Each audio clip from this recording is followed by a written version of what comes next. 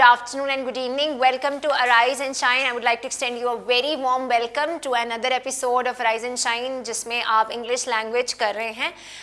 It's a course in which we are trying our level best कि हम आपको English read करना, write करना, sentences की construction and pronunciation of words. This is our aim कि हम इस language course से आपको ये सिखाएं. And we are happy the way you people are watching the episodes because now you are also watching on YouTube. हमारी episode उस पर भी आ रही हैं और आप उधर भी हमें देख रहे हैं. So thank you very much for watching it and those of you are commenting कि आपको समझ आ रहा है and you are learning. This is an encouragement for us, specifically for me, कि अगर मैं आपको सिखाती हूँ तो आपको वो समझ भी आ रहा है. बिकॉज दिस इज़ माई, मेरे लिए तो यही एक अचीवमेंट है कि अगर मैं कुछ आपको सिखा रही हूँ और आपको वो समझ आ रहा है या इन स्टूडेंट को, so this is my achievement. So thank you very much. और हाँ जी, नोट्स के लिए हमेशा ही मैं बोलती हूँ अपनी एपिसोड्स में, अगर आपको चाहिए हैं जितनी भी एपिसोड्स हमारी यूट्यूब पे हैं, बिलो दीज एपिसोड्स के नीचे एक लिंक दिया हुआ है, उस पर आप क्लिक करेंगे. बुक 1 है, बुक 2 है. बुक 1 बिल्कुल बेसिक चीज़ें हैं, जिन लोगों को बिल्कुल भी इंग्लिश नहीं आती है, from the scratch they have to study, उनके लिए वो सारा मटेरियल बुक 1 में है. जिनको आती है और वो पढ़ना चाहते हैं और तो बुक 2 में वो सारा कोर्स है जो हम करवा रहे हैं. पार्ट्स ऑफ स्पीच था, सिंगुलर प्लूरल नाउन्स था, एवरीथिंग इज़ देयर. बट लेकिन जो बॉडी पार्ट्स हैं, animal names, jobs in English, everything that is available in book 1. उसमें रीडिंग मटीरियल भी आपको मिलेगा. आपको पैरामाउंट की द रेडियंट पे एक बुक मिलेगी. That book is for reading, यानी जो हम आपको फोनिक्स हमने कराई थी, उस फोनिक्स के रूल्स को फॉलो करते हुए जो हमने साउंड सिखाई थी आपको, आपने रीडिंग कैसे करनी है उस बुक के अंदर. उस पूरी बुक रीडिंग मटीरियल के साथ है, ताकि आप अगर रीडिंग की प्रैक्टिस करना चाहते हैं तो वहाँ से करें. और अगर आप राइटिंग प्रैक्टिस करना चाहते हैं तो there are also notes. Book 1 के अंदर अलग से नोट्स उसके भी पड़े हुए हैं, तो आप वहाँ से कर सकते हैं. So please follow that link. अगर आपने सब्सक्राइब नहीं किया है बरकर टीवी चैनल को, प्लीज़ डू. वहाँ पर राइज एंड शाइन लिखेंगे तो आपको वहाँ पे सारी एपिसोड्स जो भी अभी तक ऑनलाइन आई हैं आपको मिल जाएंगी. हम लोगों ने पार्ट्स ऑफ स्पीच ख़त्म कर लिए हैं and now we are going to start with punctuation. देखिए, उससे कराने से पहले हम कुछ शॉर्ट फॉर्म्स की बात कर रहे थे. जैसे मैंने कहा था, आज मैं वो फॉर्म्स तो नहीं लिखूंगी, मैं सिर्फ जनरली मेंशन करती जाऊंगी. मिस, MISS, मिस हम किसी अनमैरिड लड़की के लिए, क्योंकि ये होते हैं the title of reverence. Reverence यानी आप रिस्पेक्ट में किसी को जब बात कर रहे होते हैं तो आप ये टाइटल्स लिखते हैं. मिस कहते हैं या मैम कह सकते हैं. मैडम का शॉर्ट है मैम. मिस्टर, अब मैं पूरा नहीं लिखूंगी, कहानी में सुना चुकी हूँ. मिस्टर मेल के लिए यूज़ होता है, किसी पर्सन के लिए. एंड ये मिसेस मैरिड वुमन के लिए यूज़ होता है. तो हम इनके ऊपर हमने लास्ट टाइम बात की थी कि ये मिस या मिस्टर या मिसेस या मैम के जो शॉर्ट फॉर्म्स हैं इन वर्ड्स की, ये किस तरह से यूज़ होती हैं. आज हम इसी को थोड़ा सा आगे लेके जाएंगे, क्योंकि आप लोग जो बच्चे हमें देख रहे हैं, if you are in class 9, 10, और या कभी आपने कोई ऐसा आर्टिकल पढ़ा हो जिसमें डेट्स मेंशन की हों, डेट्स, तो डेट्स के साथ इस तरह के वर्ड्स लेटर्स लिखे होते हैं.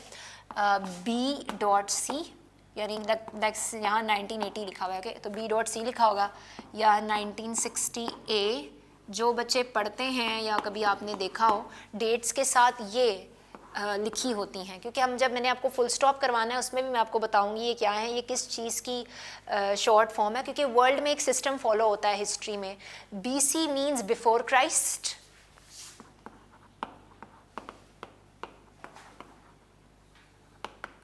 यानी कि ये जो ईयर मेंशन किया गया है, जहाँ भी कहीं हिस्ट्री या किसी, कभी कभी अगर आप न्यूज़पेपर आर्टिकल्स देखें, वहाँ पे भी अगर डेट्स मेंशन होती है, बिकॉज ये इंटरनेशनल सिस्टम है, तो BC या AD ही यूज़ होता है. जो नॉन क्रिश्चियंस हैं उनका एक अपना सिस्टम है, लेकिन वो एज सच इंटरनेशनली फॉलो नहीं होता. दोज पीपल फॉलो दैट, उनका अपना एक कैलेंडर होता है, लेकिन ये क्रिश्चियन कैलेंडर है और ये through out the world globally follow होता है. इसलिए ज़्यादातर आप इंग्लिश के आर्टिकल्स में, मेजॉरिटी ऑफ आर्टिकल्स हों या बुक्स में, अगर आप कहीं डेट्स देखेंगे तो आप यही दो चीज़ें देखेंगे, या तो BC लिखी हुई, दिस इज एन एक्रोनिम, या AD लिखा हुआ इनिशियल्स देखेंगे. ओके, बिफोर क्राइस्ट का मतलब है नहीं क्राइस्ट की बर्थ से पहले, यानी ये सारे वो ईयर्स हैं जो, वैसे तो 1980 बहुत ज़्यादा हो गया, असूलन तो मुझे 980 लिख देना चाहिए था क्योंकि वो काफ़ी पीछे, क्योंकि क्राइस्ट से पहले ये एरा जो है वो BC 980 लिख दूँ तो बेटर है. So it's BC means before Christ. AD जो है दैट इज़ एनो डोमिनाई.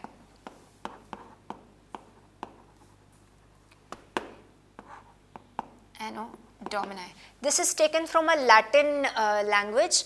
Latin एक लातीनी ज़बान इसको उर्दू में कहते हैं. Latin language was a very famous language. अब तो जिस तरह if you see somebody who is speaking good English, you look that person and you look at that person and you say अच्छा ये बहुत educated है, इसको बहुत अच्छी English आती है. Because now if you are doing higher education, if you are studying somewhere, so what is the requirement? The basic requirement is good English. तो English होने का मतलब ये है कि आप अच्छे educated हैं और आपने सब कुछ बहुत अच्छे से पढ़ा हुआ है. You know English, that means you are very well educated. तो ये first thought होती है when you see somebody who is speaking English. लेकिन जो पुराना ज़माना था like 18th century और 15th, 16th, 17th century में English was not that kind of a famous language or a global language. It was Latin और Greek. ये वो languages थी जो जितने भी scholars थे, जो educated लोग थे, उनको अगर उन्होंने higher education की है तो उनको ये language आती थी.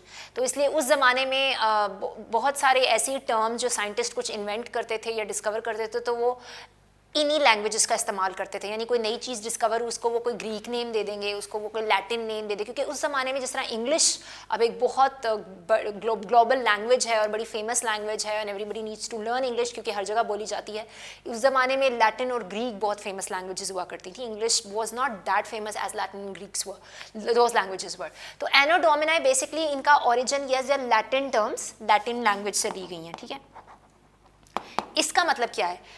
इसका मतलब है यानी एनो डोमिनाई का मतलब है पीरियड ऑफ द लॉर्ड, यानी ड्यूरिंग द लॉर्ड, यानी जब क्राइस्ट की बर्थ, यानी ये तो था ना बिफोर क्राइस्ट की बर्थ से पहले. ठीक है, और ये ड्यूरिंग द लॉर्ड, तो ये वो पीरियड है during the time when Jesus was here और उसके बाद से भी सारा जो अब वाला टाइम आ रहा है ये ड्यूरिंग द लॉर्ड्स पीरियड होता है स्पैन यानी टाइम पीरियड. ठीक है, तो ये कौन सा टाइम है? ड्यूरिंग द लॉर्ड, यानी कि जब जीसस की बर्थ हो गई उसके बाद से आगे तक जो अब जितने भी ईयर्स चलते आ रहे हैं they are old AD. Why? Because this is anno domini during the time period of the Lord. So this is that era होता है वो ज़माना. ठीक है, ERA एरा. तो ये आप देखेंगे अगर AD लिखा हुआ तो that means it is indicating the time period of the Lord. ठीक है, जब वो बर्थ हो गई जीसस की तब से लेकर अब तक भी, क्योंकि सारी बात है जब जीसस की बर्थ हुई उसके बाद डेथ के बाद he was resurrected and he still alive, तो वो सारा पीरियड जो है वो AD में आता है. ठीक है, so this is the time period खुदा के ज़माने की बात हो रही है. और ये उससे पहले की, यानी जो पूरी हिस्ट्री है उसको डिवाइड किया गया है ऐसे दो पार्ट्स में. एक बिफोर क्राइस्ट आती है यानी क्राइस्ट के आने से पहले यानी जीसस की बर्थ से पहले, और एक उसकी बर्थ के बाद वाला सारा पीरियड. तो इन्हीं दोनों में इसको डिवाइड किया गया. तो ये भी शॉर्ट फॉर्म ज़्यादा यूज़ होती हैं. इसके अलावा जिस तरह कुछ प्रोफेशंस हैं, अगर पर्सन कोई डॉक्टर है, जो डॉक्टर प्रोफेशन से लोग होते हैं उसके लिए जो शॉर्ट फॉर्म यूज़ की जाती है दैट इज़ DR. आजकल तो लैंग्वेज में डॉक्टर का शॉर्ट डॉक भी लिखा जाता है. अमेरिकन इंग्लिश में डॉक भी कहा जाता है, वो भी आप सुनेंगे लोग कहते हैं आजकल, लेकिन एक्चुअल में शॉर्ट में DR और आगे डॉट लगता है. This is basically full stop. वो हम जब पंक्चुएशन करेंगे तब भी मैं आपको क्लैरिफाई करूँगी कि ये लगाना ज़रूरी होता है जब आप शॉर्ट फॉर्म्स यूज़ करते हैं. मैं इनको एक्रोनिम्स नहीं बोल रही, मैं इनको शॉर्ट फॉर्म्स इसलिए बोल रही हूँ. एक्रोनिम होता है कि आप किसी वर्ड का इनिशियल उसका फर्स्ट लेटर लें और एक एक्रोनिम बन जाता है. जिस तरह AD इज़ एन एक्रोनिम क्योंकि ANO से है, डोमिनाई इसका इनिशियल है, तो इसलिए दिस इज़ एन एक्रोनिम. लेकिन ये शॉर्ट फॉर्म्स होती हैं. जिस तरह डॉक लिख दिया आपने या DR लिख दिया, this is indicating a person who is a doctor. कभी कोई लोग डॉक्टर के नाम के साथ DR डॉट लिख देते हैं, इसका मतलब ये कि डॉक्टर. ओके, क्योंकि ज़रूरी नहीं कि कोई डॉक्टर मेडिकल डॉक्टर ही, जो लोग PhD करते हैं उनको भी डॉक्टर कहा जाता है. जिस तरह जो स्कॉलर्स हैं, those who have done PhD in theology, उनको भी डॉक्टर बोला जाता है. जो लोगों ने PhD साइंसेस में की हुई है, प्योर साइंस में या किसी स्पेसिफिक साइंस के यानी ह्यूमन बायोलॉजी में या ह्यूमन फिजियोलॉजी में, इस तरह की जो PhDs लोग हैं उनको भी डॉक्टर ही कहा जाता है. और शॉर्ट में डॉक लिखा जाता है, लेकिन specifically DR is formal writing में यूज़ किया जाता है. ओके, इसके अलावा प्रोफेसर वर्ड. प्रोफेसर कोई ऐसा पर्सन होता है जो पढ़ाता है. ठीक है, तो उसके लिए जो शॉर्ट यूज़ होता है वो है PROF और एंड में फुल स्टॉप. ये शॉर्ट होता है प्रोफेसर का. यानी आप किसी पर्सन को प्रोफेसर कह के मुखातिब कर रहे हैं, you are addressing that person as a professor, तो आप उसका नाम लिखते हैं, तो आप नाम से पहले उसको अगर प्रोफेसर का टाइटल दे रहे हैं तो PROF फुल स्टॉप और फिर आगे उसका नाम लिखेंगे. यानी that person is a professor, तो आप प्रोफेसर से पहले PROF लिखेंगे. ठीक है, एक और वर्ड है अराइवल, यानी आने का. जब कोई अराइव का मतलब होता है पहुंचना. ठीक है, उसका शॉर्ट नॉर्मली एयरपोर्ट्स में तो बहुत ज़्यादा देखा जाता है ARR. लेकिन यही था, हाँ जी, and dot, it means arrival. ठीक है, ये अराइवल का शॉट है। अराइवल यानी उनका अराइवल टाइम क्या था, यानी वो कितने बजे पहुँचे, यानी शाम को 6 बजे उनकी फ़्लाइट लैंड की यहाँ पर, तो this is the right time. ये शॉट बहुत ज़्यादा आपको एयरपोर्ट पे जो बोर्ड्स होते हैं वहाँ पे लिखा हुआ भी दिखता है, वैसे भी कहीं शॉट अगर आप लिखना चाहें अराइवल का तो मतलब पहुँचना, सो वो अराइवल में ये लिखते हैं कुछ। ओके, अभी तो ये भर गया, लेट्स रब इट, फिर आगे चलते हैं।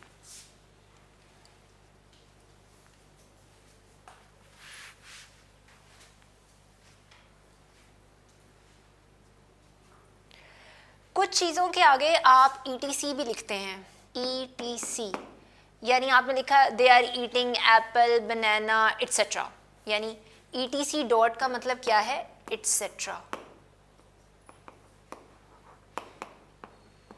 ETC का मतलब होता है वगैरह, जैसे हम कहते हैं ना वो शी वॉज ईटिंग एप्पल बनाना, यानी फ्रूट्स खा रही है। अगर मैं फ्रूट्स नहीं बोल रही तो मैं आपको बता रही हूँ कि चीज़ वो एप्पल भी है, मतलब she is eating fruit chart, और what does that fruit chart contains, you are saying she that has apple banana etcetera. आपको ये समझ आ जाए कि यानी फ्रूट्स की चार्ट है, तो एप्पल बनाना ग्रेप्स या इस तरह के जितने फ्रूट्स हैं वो खा रही है, तो आपने आगे क्या लगा दिया, एट्सेट्रा। एट्सेट्रा का मतलब होता है यानी वगैरह, यानी उससे रिलेटेड और चीज़ें। तो आप उसको सारों के नाम लिखने के बजाय आप 2-3 नाम बोलते हैं और आगे एट्सेट्रा लिख देते हैं। सो इसको प्रोनाउंस एट्सेट्रा करते हैं, और लिखा इसको शॉर्ट में कैसे जाता है, I hope it's dry, ETC dot, actually it is etcetera.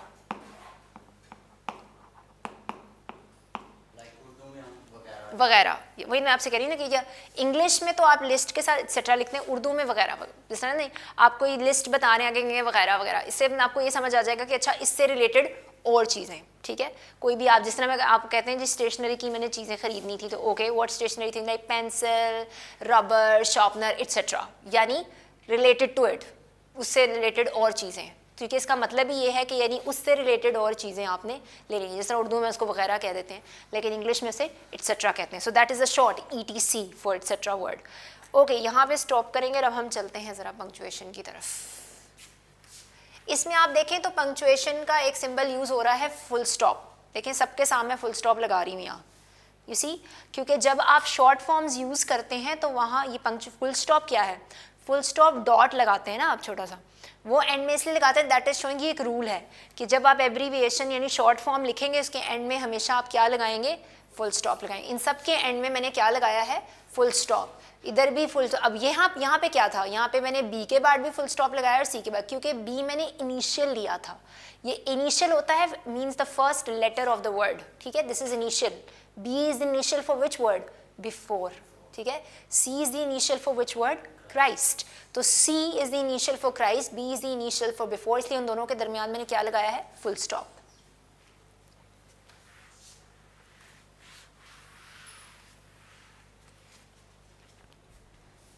English language के अंदर एक साइंस और सिंबल का सिस्टम यूज़ होता है। दैट सिस्टम और दैट साइंस एंड सिंबल्स जो सेंटेंसेस की कंस्ट्रक्शन में या राइटिंग में यूज़ होते हैं, किसी कि देखें जब आप कोई बात कर रहे हैं, जैसे हम लोगों ने इंटरजेक्शंस की बात की थी, इसमें जब जो भी हम इंटरजेक्शन यूज़ कर रहे थे उसके बाद मैंने एक्सक्लेमेशन मार्क लगाया था, मैंने कहा ये आपने इमोशन के साथ बोलना है, because interjection is a part of speech which is telling you about emotions. उसमें गुस्सा हो सकता है, सैडनेस हो सकती है, जॉय हो सकती है, अप्रूवल हो सकती है।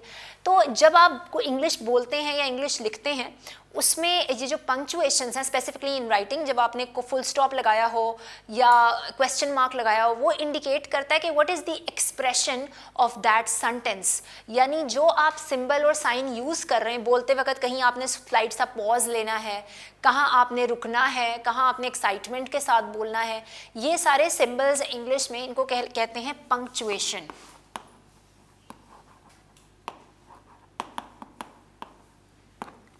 PUC पंक्चुएशन, TION, रिमेंबर हमने कहा था जहाँ में लगाओ तो शन की आवाज़ है। सो पंक्चुएशंस, तो पंक्चुएशन बेसिकली क्या शो करती है, these are signs and symbols जो वन बाय वन अब हम स्टडी करेंगे कि आपने कैसे राइटिंग में यूज़ करना है पंक्चुएशन को। सबसे पहले हम बात करेंगे कैपिटल लेटर्स की।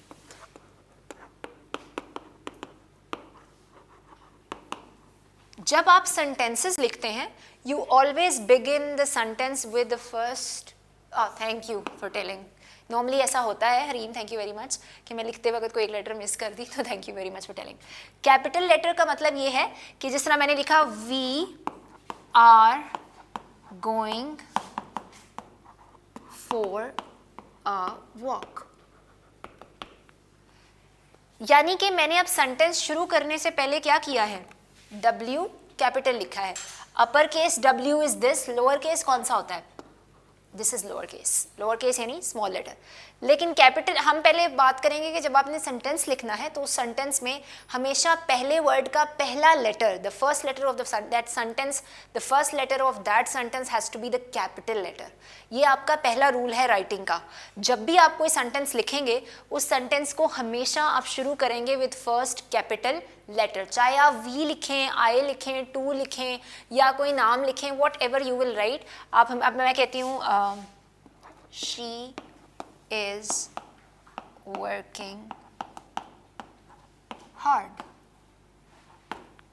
she मैंने s क्या किया है, कैपिटल लिखा है, क्योंकि मैं सेंटेंस शुरू कर रही हूँ और मैंने शुरू किया है तो क्या हुआ है, सेंटेंस कैपिटल में लिखा है। फुल स्टॉप एंड में हम क्यों लगाते हैं, यानी सेंटेंस यहाँ पर एंड हो गया है। So full stop is indicating, ये मैं वैसे आगे भी बता दूंगी आपको, लेकिन अभी क्योंकि हम कैपिटल लेटर पे फोकस कर रहे हैं तो मैं उसकी बात अभी ज़्यादा करूंगी। Let's focus on that. So you have capitalised the first letter of the sentence, क्योंकि आपने सेंटेंस को क्या किया है, शुरू किया है। लेट्स से इसके आगे फुल स्टॉप के बाद मैं इसी से रिलेटेड एक और सेंटेंस लिखती हूँ, यानी we are going for a walk, we are also taking lunch with us, या we are also taking lunch की बजाय walk के लिए क्या lunch लेके जाना है, we are taking water with us, ठीक है, that's the better option। Walk में कौन लंच लेके जाता है, पिकनिक में लेके जाते हैं। ओके तो अगर मैं इसी को कंटिन्यू करती हूँ तो नेक्स्ट सेंटेंस जो मैंने इसी के आगे लिखना है वो भी मैं कैपिटल से शुरू करूँगी, कि पीछे क्या आ रहा है, फुल स्टॉप। फुल स्टॉप का मतलब है कि एक सेंटेंस एंड हो गया, तो अब मैं नया सेंटेंस शुरू करूँगी थोड़ी सी स्पेस देकर, और मैं उसको भी कैपिटल लेटर से शुरू करूँगी, यानी जो वी का वर्ड है, we are taking water with अस।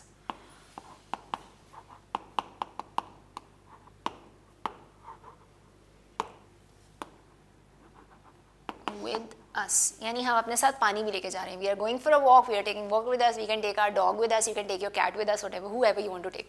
क्योंकि लोग वॉक पे जाते हैं अपने पेट्स भी लेके जाते हैं, सो नो इशू, आप कुछ भी लिख सकते हैं। लेकिन मेरा जो मतलब है आपको ये बताने का कि वहाँ पे सेंटेंस, बिकॉज ये इसी की आगे से कंटिन्यूएशन है, दिस इज अनदर सेंटेंस, और वो जब मैंने शुरू किया है तो अगेन मैंने फुल स्टॉप क्योंकि वहाँ लगा हुआ था, दोबारा से फुल स्टॉप नहीं लगाया, मैंने सिर्फ इसलिए लगाया ताकि आपको याद रहे कि फुल स्टॉप के बाद हम नेक्स्ट सेंटेंस लिख रहे हैं, मगर क्योंकि इसी से रिलेटेड है तो मैंने उसको भी कैपिटल लेटर से ही शुरू किया है। तो कैपिटल लेटर सबसे पहले you are going to write the first letter of that sentence in capital letter. So capitalise करेंगे किसको, फर्स्ट लेटर को, सेंटेंस जहां भी शुरू करेंगे। This is one rule. अब सेकंड की तरफ आते हैं।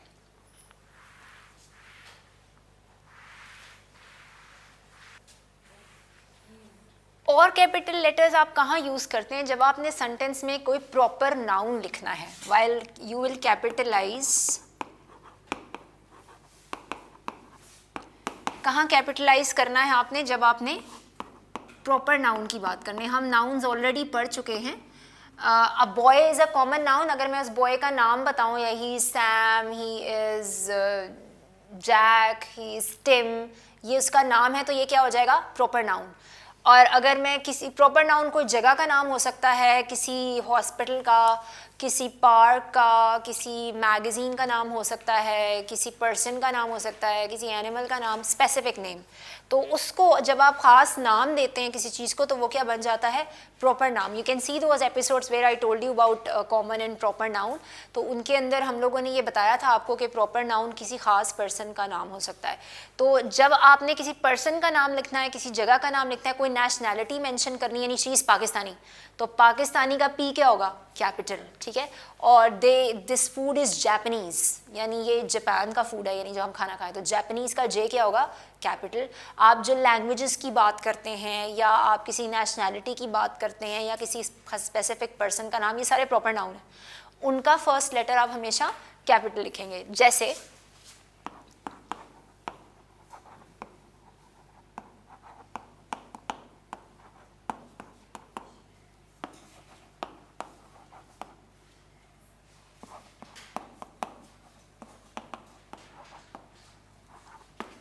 आज वो टिम से मिलेंगे, they are going to meet Tim today. Tim क्या है, कोई लड़का है, उसका नाम है, तो मैंने उसका टी क्या लिखा है, upper case, Why uppercase? Because this is a specific name of that boy. अगर मैं लिखती meet a boy तो फिर उसको मुझे कैपिटल लिखने की जरूरत नहीं थी क्योंकि वो प्रॉपर नाउन नहीं, वो कॉमन नाउन है. लेकिन अगर मैं नेम मेंशन कर देती हूँ देन नेम का जो नेम है वो उसका कैपिटल लेटर, फर्स्ट लेटर उसका कैपिटल होगा. इसी तरह अगर आप कहते हैं कि they are going to meet Tim today की जगह मैं लिख देती हूँ ऑन मंडे. अब मंडे क्या है? Name of day, right? On Monday. अब डे का नेम जो है, क्योंकि मंडे नाम है एक दिन का, तो वो भी मैंने एम कैपिटल से लिखा है. और अगर मैं इस नेम की जगह कोई मंथ का नाम लिखती हूँ, लाइक इसको नहीं लिखती, लेट्स से ये नहीं लिखती, इसकी जगह मैं लिखती हूँ मीटिंग इन जनवरी. अगर मैं इसकी जगह लिखती हूँ इन जनवरी, जनवरी यानी जनवरी में हम उनसे मिलने जा रहे हैं या मिलेंगे, तो जनवरी is the name of a month. तो वो भी मैंने किससे लिखा है? कैपिटल लेटर से. बिकॉज ये सब क्या है? They are all proper nouns. कोई भी चीज़ जिसमें आप कोई नाम मेंशन करें, या मैं कहती हूँ she works in Fatima memorial hospital. अब ये फातिमा मेमोरियल क्या है? This is the name of the hospital. She works in a Fatima memorial hospital. अब देखिए मैंने इसमें क्या किया, क्योंकि ये हॉस्पिटल का नाम है तो मैंने FMH भी इसको शॉर्ट में कहा जाता है, पूरा ही लिख देगी. मैंने P ऊपर लिखा है. अब ये ना सोचे कि मिस P मिस कर गई हैं, तो मैं दोबारा ही लिख दूँ. क्योंकि ये पूरा हॉस्पिटल का नाम है, यानी वो यहाँ काम करती है, तो मैंने फातिमा का F भी कैपिटल लिखा है, मेमोरियल का M कैपिटल है और हॉस्पिटल का H कैपिटल है. बिकॉज ये पूरा नाम है उस हॉस्पिटल का. यानी she works in general hospital, तो जनरल का G कैपिटल होगा और H भी कैपिटल होगी, क्योंकि ये किसका नाम है? हॉस्पिटल का. ठीक है. अगर मैं कहती हूँ they are going for shopping to Packages mall, तो पैकेजेस का P कैपिटल होगा, बिकॉज ये किसका नाम है? उस मॉल का, पैकेजेस मॉल. ठीक है. आप उसमें ये स्पेसिफिक नेम है. ठीक है. अब मैंने P भी कैपिटल लिखा है और M भी capital, because this is the name of that mall. And why have I written F, M and H capital with these words? Because this is the complete name of the hospital. इसी तरह आप किसी story book को mention करें, like she likes to read Oliver Twist, या किसी भी आप स्टोरी का नाम लिख सकते हैं. She likes to read the story good of Esther. Esther की बुक है, उसकी एक स्टोरी है, तो मैंने ई क्या लिखा है यहाँ? कैपिटल लिखा है. इसी तरह कोई भी स्टोरी का नाम हो, किसी मैगजीन का नाम हो, किसी न्यूज़पेपर का नाम हो, ये सारे नेम हैं प्रॉपर नाउन्स, तो वो सब आप सेंटेंस में कैपिटल लेटर से बात करेंगे. क्योंकि पंक्चुएशन में हमने कहा कि आपको कैपिटल लेटर को यूज़ करना है. तो पहला रूल क्या था कैपिटल लेटर का? कि you are always going to start a sentence writing your first letter of that sentence in capital letter, and if you have end that sentence with a full stop, next sentence लिखेंगे starting again with a capital letter. पहला ये rule था. दूसरा क्या है? Whenever you are using proper nouns, चाहे nationalities हों, यानी शी इज़ पाकिस्तानी या शी स्पीक्स चाइनीज़. अगर मैं कहती हूँ शी स्पीक्स चाइनीज़, यानी वो चाइना से है डेफिनेटली, तो वो क्या बोलती है? Chinese. This is the language she speaks. तो मैंने चाइना का सी क्या लिखा है? Capital, because this is her nationality, she speaks that language, she belongs to China. So this is it. अभी हम कैपिटल लेटर पे ही आज एंड करेंगे, बिकॉज आपने कैपिटल लेटर में जितने प्रॉपर नाउन लिखने हैं सेंटेंसेस में वो आपने कैपिटल लेटर से लिखने हैं. It can be a name of a person, place, thing, और अ स्टोरी नेम, और मैगजीन नेम, और डे का नेम हो सकता है, मंथ का नेम हो सकता है. You will capitalise them because you are going to write the first letter in a capital letter. So there is how you are going to use the capital letter. Thank you so much. We'll stop here. Next time we'll continue that. God bless you. हम यहाँ पे stop करेंगे because in the end of the episode we always do some words. Last time हमने 10 commandments कर रहे थे, 10 commandments ही हमने कर लिए. अब हम वर्सेस करेंगे. आज हम शुरू करेंगे साम 23, ज़बूर 23 में पढ़ते खुदा मेरा चपान है, तो उसकी 1-2 वर्सेस आज हम करेंगे because this is our tradition. हम हमेशा अपनी एपिसोड की एंड में आपको कुछ बिब्लिकल वर्सेस, पहले बाइबल बुक्स के नेम्स हमने सिखाए थे. This is what we are going to continue.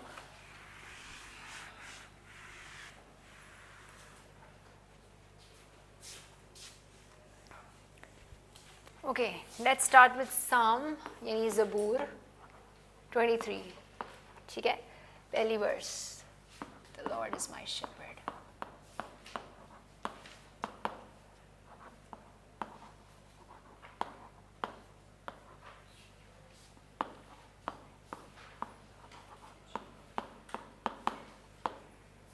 आज यहीं पे हम एंड करेंगे पहली वर्स पे। साउंड पढ़ती खुदावंद मेरा चौपान है, मुझे कमी ना होगी। The Lord is my shepherd. If you remember हमने ब्लेंडिंग में बात की थी कि पीएच कौन सी साउंड फ की करता है, लेकिन आपने यहाँ शेफर्ड नहीं कहना, shepherd. Okay, the Lord is my shepherd, I shall not want, यानी खुदावंद मेरा चौपान है, मुझे कमी ना होगी। आज हम यहीं पे स्टॉप करेंगे। Will continue that in the next episode ताकि हम ये कंप्लीट करवाएं। तो please keep practising and thank you and God bless you.